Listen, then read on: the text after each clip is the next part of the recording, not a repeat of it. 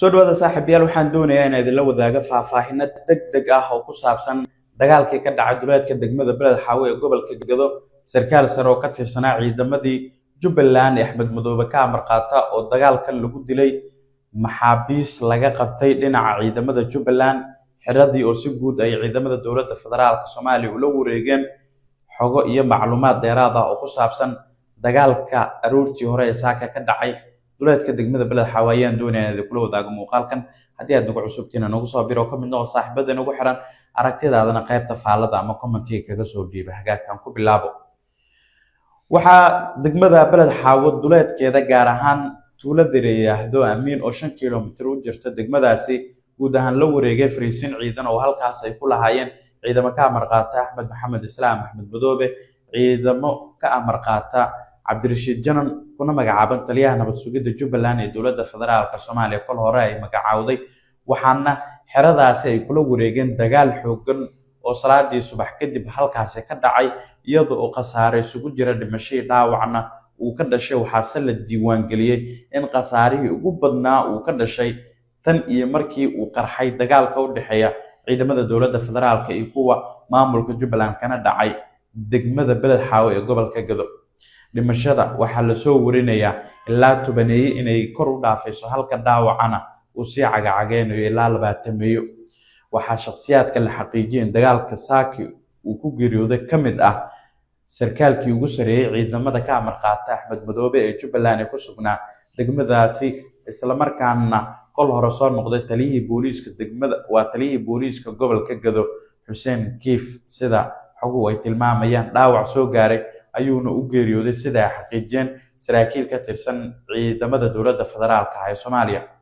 muuqaal laga soo duubay xerada ayaa muujinayay in ciidamada dowladda federaalka gudaha xerada ay u galeen halkaas ayayna ku qabteen shir jiraay ay ku xaqiijinayeen si guud xiradii ama fadhigii ciidamadii Jubbaland ay kula wareegeen. waxaana jirta in dagaalkan lagu qabtay maxaabiis kan ahaa ciidamadii ka tirsanaa kuwa maamulka Jubbaland waxna loo soo qaaday dhinaca xiri UK iyadoo oo saraakiisha ciidamada dowladda federaalka ay halkaa ay xaqiijiyeen in kuwa dhaawac ah ay gacanta ku hayaan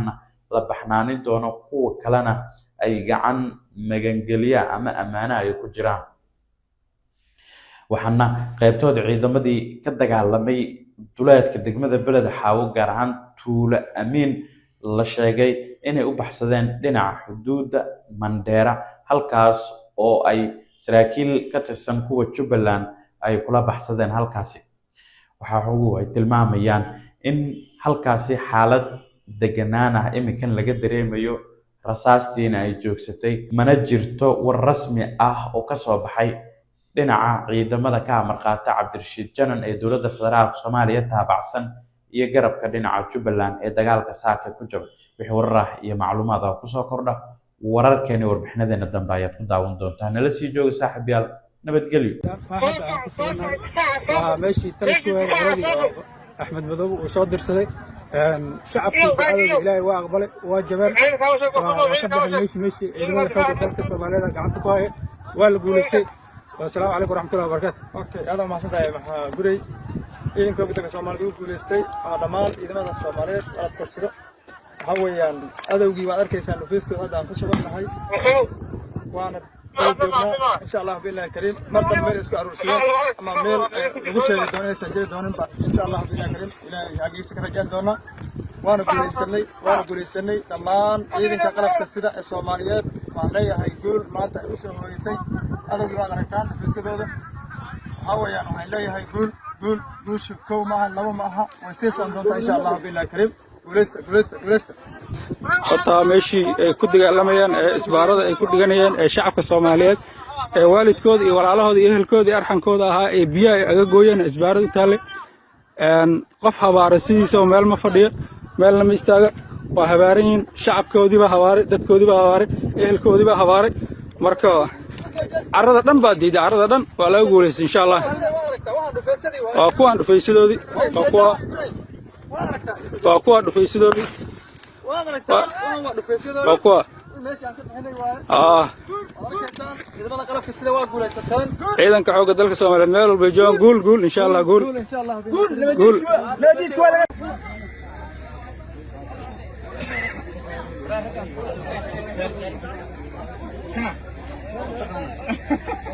waxaana nagu joog korana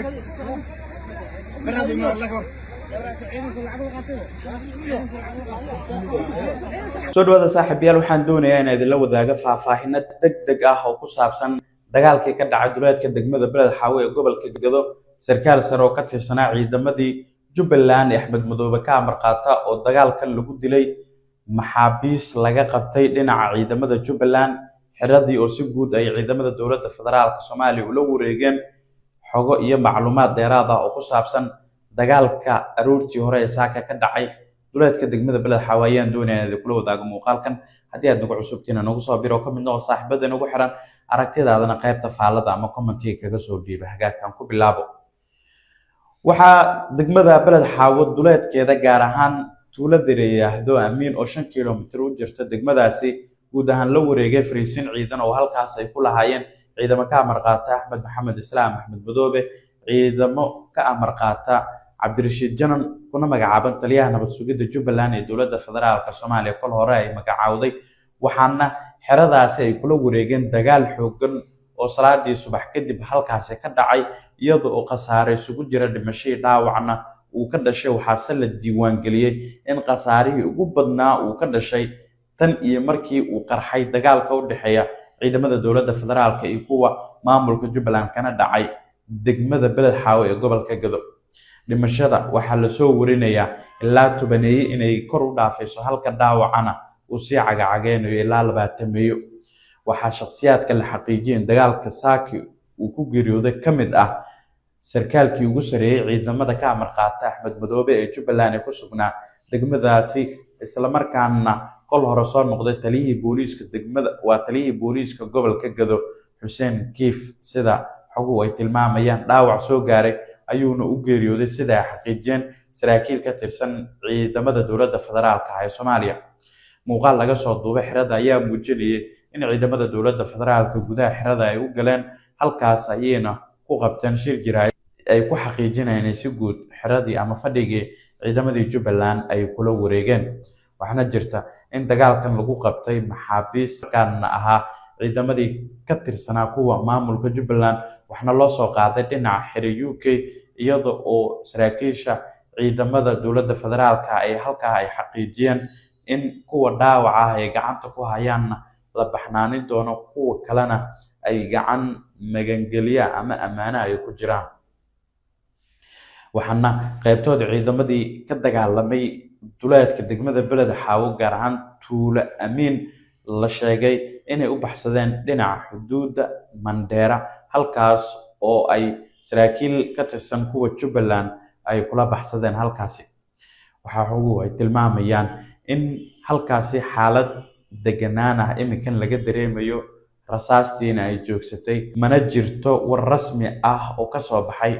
dhinaca ciidamada ka amar qaata Cabdirashiid Janan ee dowladda federaalka Soomaaliya taabacsan iyo garabka dhinaca Jubbaland ee dagaalka saaka ku jabay wixii warar iyo macluumaad ah ku soo kordha wararkeena warbixinadeena dambe ayaad ku daawan doontaa nala sii jooga saaxiibayaal nabadgelyo meeshii talisku Axmed Madoobe uu soo dirsaday shacabku ducadooda Ilaahay waa aqbalay waa jabaan ka baxay meeshii ciidamada xoogga dalka Soomaaliyeed gacanta ku haya waa la guuleystay والسلام عليكم ورحمة الله وبركاته. اوكي هذا ما صدق مع غوري إن كوبيتك الصومالي وجولستي دمان إذا ما الصوماليات على تفسيره هويان هذا وجي بعد كيسان نفيسك هذا عن فشلنا هاي وأنا إن شاء الله بالله الكريم مرة ميل إسكو أروسيا أما ميل نقول دونين سجل دونين إن شاء الله بالله الكريم إلى يجي سكر رجال دونا وأنا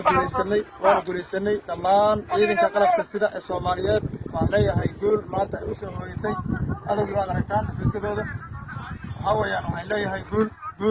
شوف كو معها لو معها ويسيس عندنا إن شاء الله بالله كريم ولست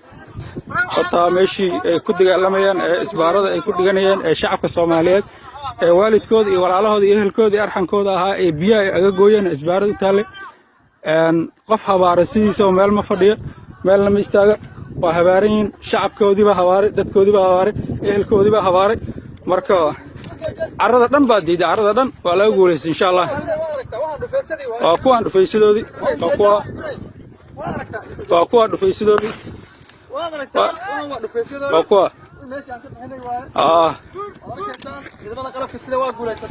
ciidanka xoogga dalka Soomaaliyeed meel walba joogan guul insha Allah guul